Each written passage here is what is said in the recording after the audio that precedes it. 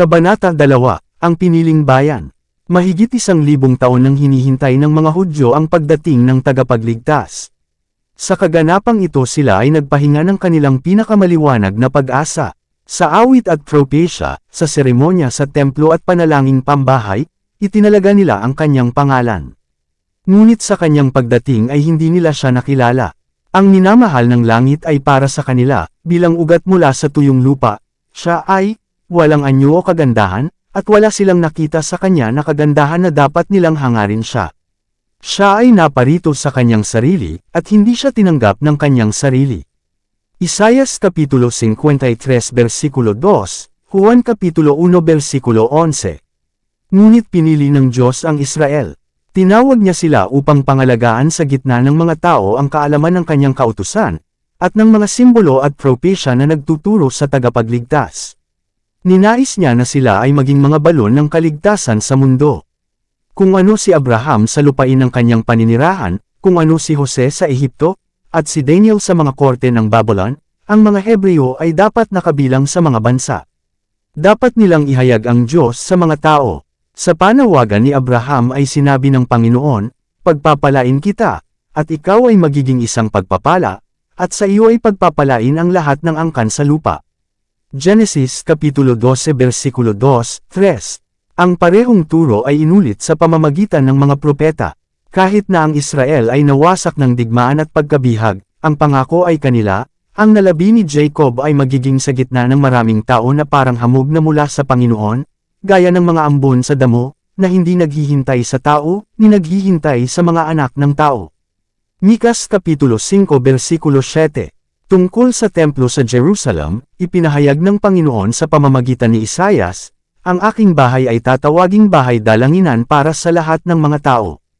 Isaias Kapitulo 56 versikulo 7, ngunit itinakda ng mga Israelita ang kanilang pag-asa sa makamundong kadakilaan.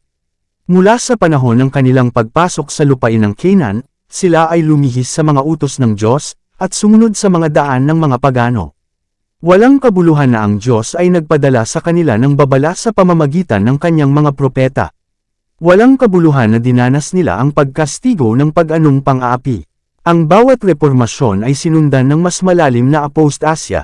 Kung ang Israel ay naging tapat sa Diyos, na isakatuparan sana niya ang kanyang layunin sa pamamagitan ng kanilang karangalan at kadakilaan.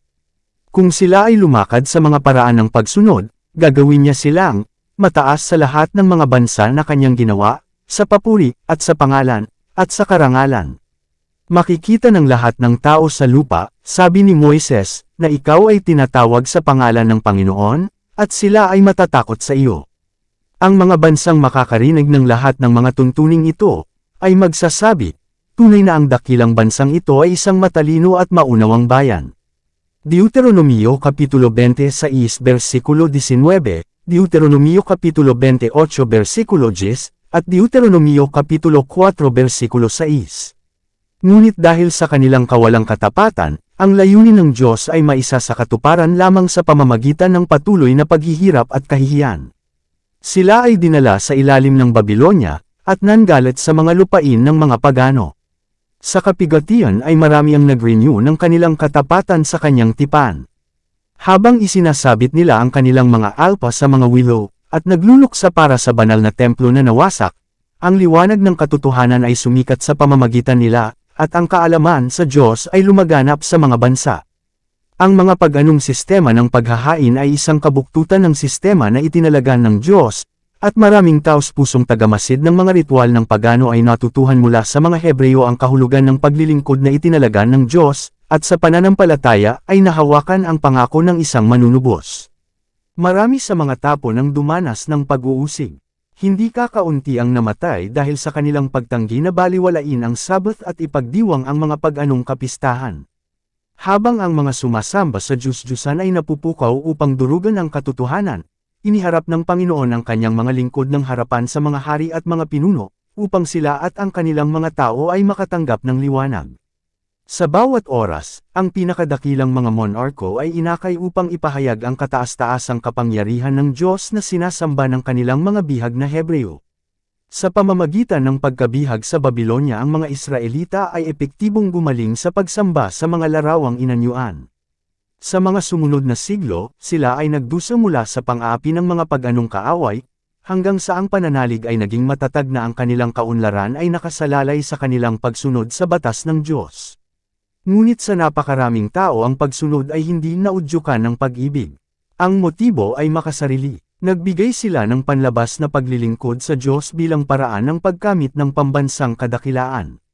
Hindi sila naging liwanag ng sanlibutan, ngunit isinara nila ang kanilang sarili mula sa mundo upang makatakas sa tukso sa idolatria. Sa tagubaylang ibinigay sa pamamagitan ni Moises, ang Diyos ay naglagay ng mga paghihigpit sa kanilang pakikasama sa mga sumasamba sa Diyos-Diyosan, ngunit ang turong ito ay na-misinterpret. Ito ay nilayon upang pigilan sila sa pag-ayon sa mga gawin ng mga pagano. Ngunit ito ay ginamit upang bumuo ng isang pader ng paghihiwalay sa pagitan ng Israel at lahat ng iba pang mga bansa. Ang mga Hudyo ay tumingin sa Jerusalem bilang kanilang langit, at sila ay talagang naninibugho baka ang Panginoon ay magpakita ng awa sa mga Gentil. Pagkabalik mula sa Babilonya, binigyan ng malaking pansin ang pagtuturo ng relihiyon. Sa buong bansa, ang mga sinagoga ay itinayo, kung saan ang batas ay ipinaliwanag ng mga pari at mga eskriba. At ang mga paaralan ay itinatag, na, kasama ng mga sining at agham, ay nagpapahayag na nagtuturo ng mga alituntunin ng kabutihan. Ngunit naging tiwali ang mga ahensyang ito. Sa panahon ng pagkabihag, marami sa mga tao ang tumanggap ng mga ideya at kaugalian ng mga pagano, at ang mga ito ay dinala sa kanilang paglilingkod sa relihiyon. Sa maraming bagay sila ay umayon sa mga gawain ng mga sumasamba sa Diyos-Diyusan. Sa kanilang paglayo sa Diyos, ang mga Hudyo sa isang malaking antas ay nakalimutan ang pagtuturo ng ritual na paglilingkod. Ang paglilingkod na iyon ay pinasimulan ni Kristo mismo. Sa bawat bahagi ito ay simbolo niya, at ito ay puno ng sigla at espiritual na kagandahan.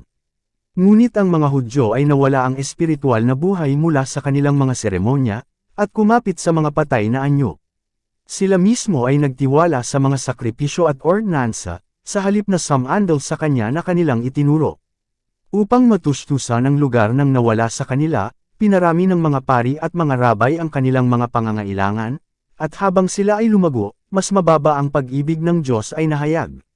Sinukat nila ang kanilang kabanalan sa dami ng kanilang mga seremonya, habang ang kanilang mga puso ay puno ng pagmamataas at pagkukunwari.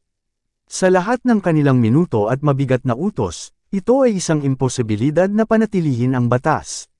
Yaong mga nagnanais na maglingkod sa Diyos, at nagsikap na sundin ang mga tuntunin ng rabbinical, ay nagpagaw sa ilalim ng mabigat na pasanin. Wala silang mahanap na pahinga mula sa mga akusasyon ng isang nababagabag na budi. Sa gayo'y gumawa si Satanas upang pahinain ang loob ng mga tao, upang ibaba ang kanilang pagkaunawa sa katangian ng Diyos, at isama ang pananampalataya ng Israel sa paghamak. Inaasahan niyang maitatag ang pag-aangkin na inihain noong siya ay naghimagsik sa langit, na ang mga kahilingan ng Diyos ay hindi makatarungan, at hindi maaaring sundin. Maging ang Israel, aniya, ay hindi tumyupad sa batas. Habang ninanais ng mga Hudyo ang pagdating ng Mesiyas, wala silang tunay na pagkaunawa sa kanyang misyon.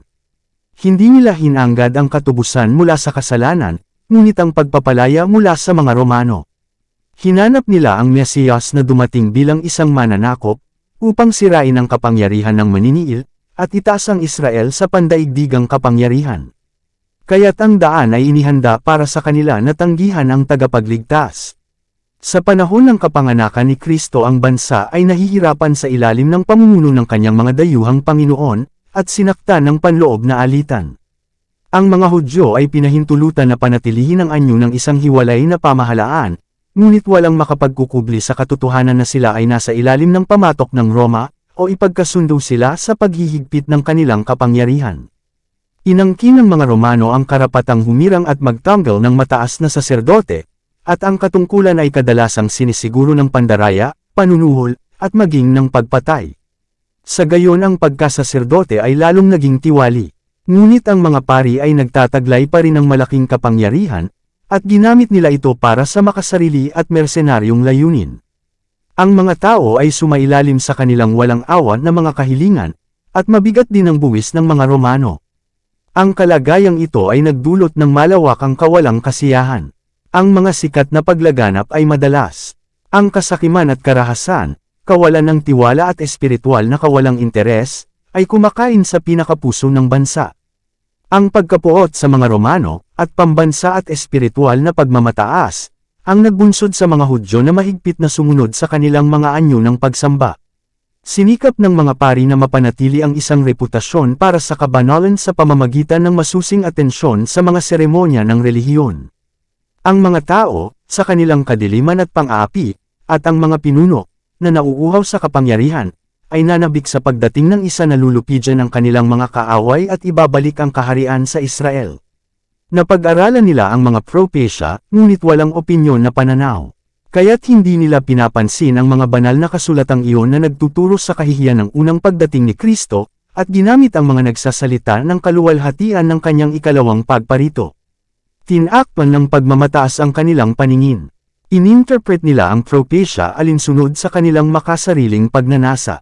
Dito nagtatapos ang Kabanata 2. Para updated ka sa susunod na kabanata, ay huwag kalimutang mag-subscribe, mag-follow at mag-share sa ating channel Renilab TV. Maraming salamat po.